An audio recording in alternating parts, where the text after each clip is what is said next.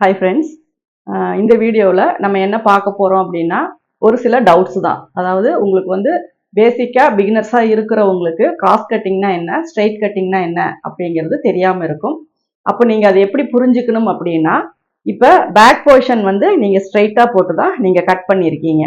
இப்போ இதே இதில் ஸ்ட்ரைட்டான இதை வந்து நம்ம இந்த லைன்ஸ் எல்லாம் பார்த்தீங்க அப்படின்னா வீவிங்ஸ் அப்படின்ல வார்ப்பு வெஃப்ட்னு இருக்கும். அதாவது நீல வரத்துல வந்து வார்ப் லைனும் குறுக்க வரத வெஃப்ட்னு நம்ம சொல்லுவோம். அப்ப அந்த மாதிரி அந்த லைன்ஸ் அந்த கிரைன்ஸ் எல்லாம் எப்படி இருக்கு அப்படின்னு நீங்க பாத்துக்கிட்டீங்க அப்படின்னா நார்மலா ஒரு இதுல வர்றது வந்து ஸ்ட்ரைட்டா தான் வரும். இந்த கரை பகுதி வர்றத நம்ம நீல வாக்குல இருக்கு, கரைப்பகுதி செல்வெஜ்ன்னு நம்ம சொல்லுவோம். இப்ப இதை வந்து இப்படியே இதே பொசிஷன்ல இப்படி போட்டு நம்ம ஃப்ரண்ட் கட் பண்ணோம் அப்படின்னா அதுதான் நேர் கட்டிங் பிளவுஸ். இதுல நெக் வரைஞ்சிக்கலாம், இதுல ஃப்ரண்ட், இதெல்லாமே நம்ம மார்க் பண்ணி கட் பண்ணி நம்ம போடும்போது ஸ்ட்ரெச்சே ஆகாது. கப் ஷேப் வந்து கொஞ்சம் ஃபிளாட்டா காட்டும். அந்த மாதிரி விரும்புறவங்களுக்கு, அதாவது பஸ்ட்டை வந்து ரொம்ப எம்போஸ் பண்ணி காட்டக்கூடாது, ஹெவி பஸ்டா இருந்தா ரொம்ப எம்போஸ் பண்ணி காட்டக்கூடாது, அந்த மாதிரி போடணும், ஃபிளாட்டா தான் இருக்கணும் அப்படின்னு நினைக்கிறவங்களுக்கு இந்த மாதிரி ஸ்ட்ரெயிட் கட் ஓகே. அதே மாதிரி அதே ஹெவி பஸ்ட் இருக்கிறவங்க, அதே மாதிரி நார்மல் பஸ்ட் இருக்கவங்க எல்லாருமே பிளவுஸ் வேர் பண்ணும்போது கரெக்டாக ஃபிட்டிங்காக லுக்காக இருக்கணும். அப்படிங்கும்போது நம்ம கிராஸ் கட்டிங் போடுவோம். அப்போ அந்த கிராஸ் கட்டிங் அப்படிங்கிறது நம்ம என்ன பண்ணணும் அப்படின்னா இந்த கிளாத்தை வந்து இப்படி திருப்பிக்கணும். அதாவது கீழே இருக்க கிளாத் வந்து நமக்கு அந்த இதெல்லாம் பார்த்தீங்கன்னா கிராஸில் இருக்கும். இப்போ இப்படி இழுக்கும்போது அது எக்ஸ்பெண்ட் ஆகாது. அதுவே நம்ம இப்படி கிராஸில் இழுக்கும்போது துணி என்ன ஆகும்னா நல்லாவே எக்ஸ்பெண்ட் ஆகும். அப்போ நம்ம கப் ஷேப்புக்கு தகுந்த மாதிரி அது வந்து ஒரு ஃபிட்டிங்காக, ஒரு பிரைசியர் போடல அப்படின்னாலும் சரி, பிரைசியர் போட்டு வந்து அதுக்கு கரெக்டாக ஃபிட்டிங் வேணும் அப்படின்னாலும் சரி, நம்ம அதை வந்து ஃபிட்டிங்காக போடுறதுக்கு தான் நம்ம கிராஸ் கட்டிங் வைக்கிறோம். கிளாத்தை இப்படி கிராஸ் பண்ணி வச்சு நம்ம கட் பண்ணுவோம். இதுவே லைட்டாக கிராஸ் பண்ணால் ஒரு ஹாஃப் கிராஸ் அப்படின்னு சொல்லுவோம். அதாவது ரொம்ப நெக்கெல்லாம் இழுத்துற போயிடக்கூடாது, ரொம்ப சாகிங் ஆயிடக்கூடாது. அப்படின்னா ஒரு பாதி அளவுக்கு நம்ம ஸ்லாண்டிங் இப்படி திருப்பிக்கலாம். அதுவே ஃபுல் கிராஸ் வேணும் அப்படின்னா ஃபுல்லாவே இப்படி நம்ம கிராஸ் பண்ணிக்கணும். இதுதான் கிராஸ் கட்டிங் அப்படின்னா நம்ம தெரிஞ்சுக்க வேண்டிய விஷயம். இப்ப அடுத்தது இதுல நம்ம கப் ஷேப் மார்க் பண்ணும்போது நெக்கு வந்து நமக்கு மேக்சிமம் இந்த ஆர்ம் ஹோல் வந்து இந்த அளவு வருது. இதுக்கு மேல நீங்க என்ன அளவு போட்டீங்கன்னாலும் ஃபிட்டிங் வந்து கரெக்டா நீட்டா நமக்கு உட்காரும்.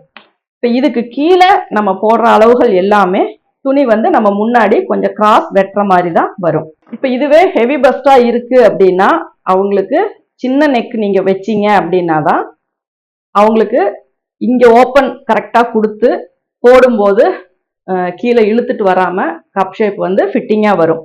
இப்போ நீங்க இது 5 இன்ச்சு தான் நீங்க மார்க் பண்ணி அவங்களுக்கு நெக் வைப்பீங்க. ஆனா அவங்க போட்டதுக்கு அப்புறம் பார்த்தா அது ஒரு 6-6.5 இன்ச்ல தான் போய் நிற்கும். அப்ப நீங்க வைக்கும் போதே ஒரு 7.5 இன்ச்ல வச்சீங்க அப்படின்னா அது அவங்க வேர் பண்ணும்போது என்ன ஆகும்னா இன்னொரு 1.5 இன்ச்சு சேர்த்து கீழே போய் 8-8.5 போய் நிற்கும். அப்போ நம்ம என்ன பண்ணணும்னா நெக்கினுடைய உயரத்தை நம்ம குறைக்கணும். ஹெவி பஸ்டா இருக்கிறவங்களுக்கு ஃபர்ஸ்ட் நம்ம பண்ண வேண்டிய விஷயம் இந்த நெக்கினுடைய உயரத்தை நம்ம குறைக்கணும். அதை வேணா நம்ம இப்படி டீப்பா வேணும்னாலும் இப்படி நம்ம மார்க் பண்ணிக்கலாம். அடுத்தது வந்து நார்மலா இருக்கிற நெக்கு. இப்போ இந்த ஆர்ம் ஹோல் வரைக்கும் போடும்போது உங்களுக்கு ஃபிட்டிங் வந்து கரெக்டா இருக்கும்.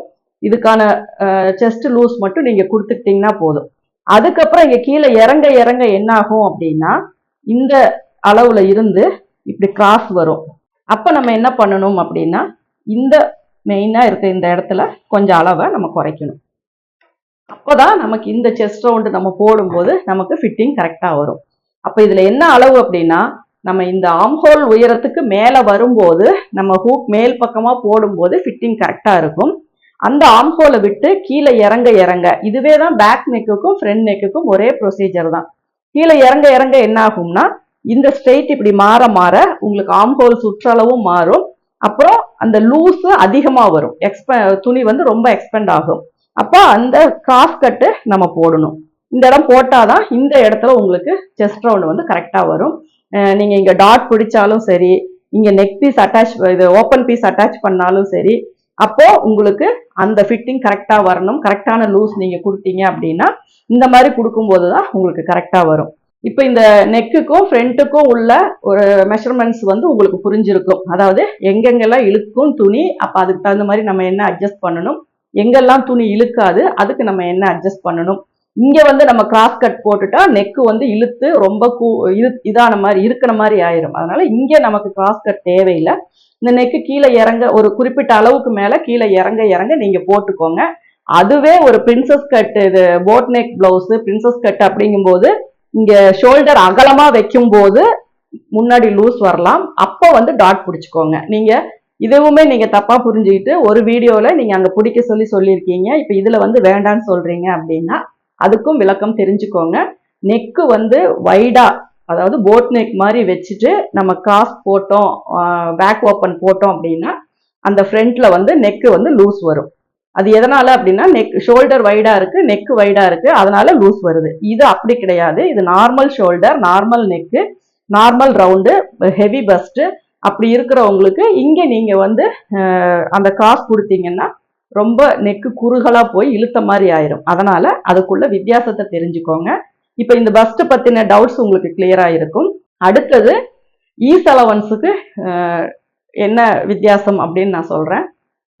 ஈஸ் அலவன்ஸ் அப்படிங்கும்போது நம்ம வந்து பாடியில கொடுக்குற லூஸ், அது வந்து நம்ம உடம்புக்கும் துணிக்கும் இடையில இருக்கிற ஒரு இடைவெளி, அதை ஃபில் பண்றதுக்கான ஒரு கேப்பு, ஃப்ரீயா நம்ம உடம்புல ட்ரெஸ்ஸை போட்டு ரிமூவ் பண்றதுக்கான ஒரு ஸ்பேஸ், அதுதான் வந்து ஈஸ் அலவன்ஸ். அந்த ஈஸ் அலவன்ஸ் வந்து நம்ம அதிகம் கொடுக்கறது பாடியினுடைய சுற்றளவுக்கு, அதுதான் அதிகம் கொடுப்போம். ஸ்லீவுக்கு இதுக்கு எல்லாமே மேக்சிமம் அதுலேயே நம்ம மெஷர் பண்ணும்போதே அதை கரெக்ட் பண்ணிக்கிறோம்.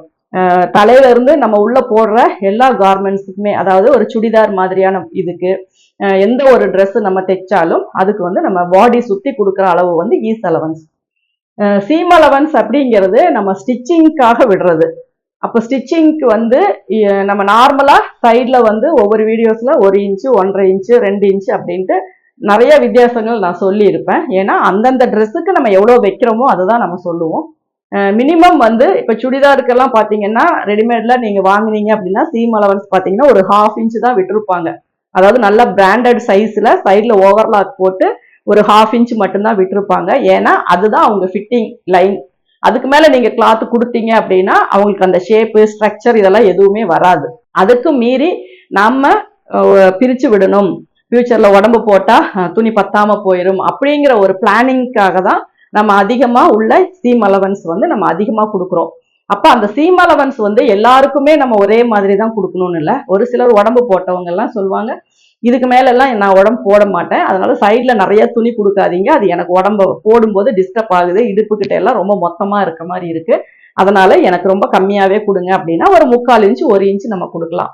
ஒரு மிடில் ஏஜ்ல இருக்கிறவங்க எனக்கு அடிக்கடி உடம்பு ஏறுது இறங்குது இந்த மாதிரி ப்ராப்ளம் வரும்போது நான் வந்துட்டு அதை அட்ஜஸ்ட் பண்ற மாதிரி தான் இருக்கு. அப்ப அதுக்கான சீம் அலவன்ஸ் எனக்கு கொடுங்க அப்படின்னா ஒரு 1.5 இன்ச்சு நம்ம கொடுக்குறோம்.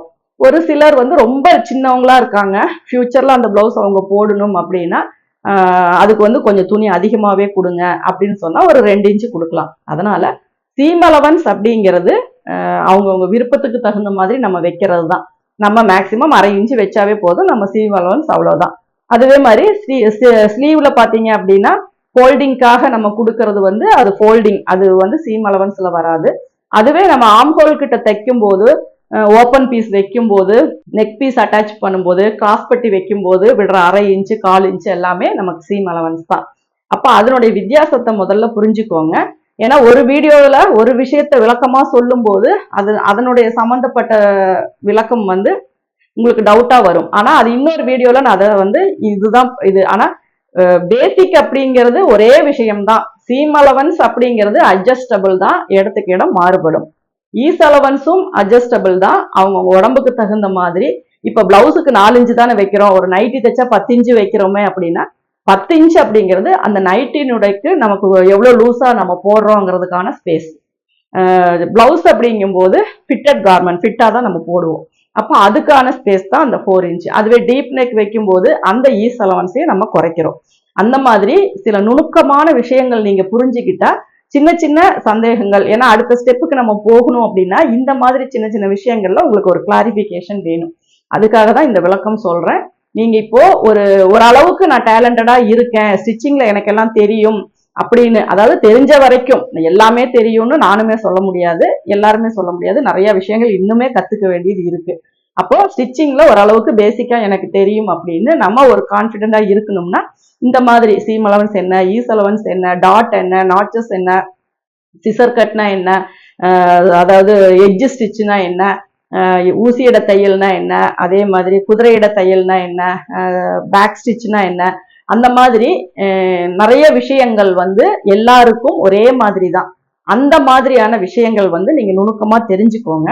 அதுக்கப்புறம் தான் யாராவது ஒருத்தர் ஒரு விஷயத்த சொன்னா நம்ம டக்குன்னு புரிஞ்சுக்க முடியும், அவங்க என்ன சொல்றாங்க, எதை பத்தி சொல்றாங்க அப்படிங்கிறத நம்ம தெரிஞ்சுக்க முடியும். அதனால பேசிக்கான ஒரு விஷயங்கள் பிகினர்ஸுக்கு நான் சொல்ற அட்வைஸ், அந்த ஸ்டிச்சிங்க்கு சம்பந்தப்பட்ட என்னென்ன சின்ன சின்ன நுணுக்கங்கள் இருக்கு, சின்ன சின்ன வேர்டு அவங்க யூஸ் பண்றாங்க, ஒவ்வொருத்தரும் ஒவ்வொரு மாதிரி யூஸ் பண்ணுவாங்க அந்த வேர்டு, அதெல்லாமே நீங்க வந்து புரிஞ்சுக்கோங்க. இதுவும் இதை தான் சொல்றாங்க, இந்த இடத்த மார்க் பண்றதை இவங்க இந்த மாதிரி சொல்றாங்க, அதெல்லாமே நீங்க வந்து புரிஞ்சுக்கணும். அப்போ ஒரு வீடியோஸ் பார்க்கும்போது இன்னொருத்தர்கிட்ட நீங்க கத்துக்க இது பண்ணும்போது உங்களுக்கு தெரிஞ்சதை அவங்க கிட்ட ஷேர் பண்ணலாம், அவங்களுக்கு தெரிஞ்சதை நீங்களும் கேதர் பண்ணிக்கலாம். இதுதான் மெயினான ஒரு விஷயம். இப்போ இந்த வீடியோ பொறுத்த வரைக்கும் உங்களுக்கு இந்த டவுட் கிளியர் ஆகிருக்கும்னு நினைக்கிறேன். இந்த வீடியோ பிடிச்சிருந்தா லைக் பண்ணுங்க, ஷேர் பண்ணுங்க. Thank you viewers.